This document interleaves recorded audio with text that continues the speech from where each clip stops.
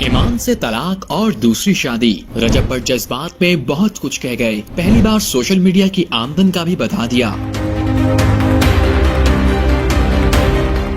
رجب but اور اہلیہ ایمان کے درمیان طلاق کی چیم گوئیاں، یوٹیوبر کی دوسری شادی اور ٹک ٹاک آمدن کتنی، یوٹیوبر نے پہلی بار کھل کر سب کچھ بتا دیا۔ حالیہ گفتگو کے دوران معروف یوٹیوبر نے اپنی ذاتی زندگی سے متعلق گردش کرنے والی خبروں پر لب کشائی کی۔ رجب بٹ نے کہا کہ اہلیہ کے ساتھ طلاق کی افواہیں حقیقت پر مبنی نہیں ہیں، سوشل میڈیا پر بغیر تصدیق کے پھیلنے والی باتیں وقت کے ساتھ خود بخود ختم ہو جاتی ہیں، اس لیے لوگوں کو قیاس آرائیوں سے گریز کرنا چاہیے۔ لیکن دوسری شادی کے حوالے سے پوچھے گئے سوال پر انہوں نے جواب دیا کہ فی الحال ایسا کوئی ارادہ نہیں، اگر کبھی دوسری شادی کی بات ہوئی تو کسی انسان کے بجائے روبوٹ کا انتخاب کریں گے تاکہ کسی قسم کی گھریلو ناراضی پیدا نہ ہو۔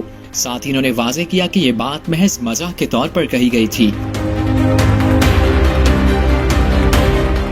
رجب بٹ نے اپنی زندگی کے ایک مشکل دور کا ذکر کرتے ہوئے کہا کہ ایک وقت ایسا بھی آیا جب ان پر سنگین الزامات لگائے گئے اور خاندان کو شدید دباؤ کا سامنا کرنا پڑا۔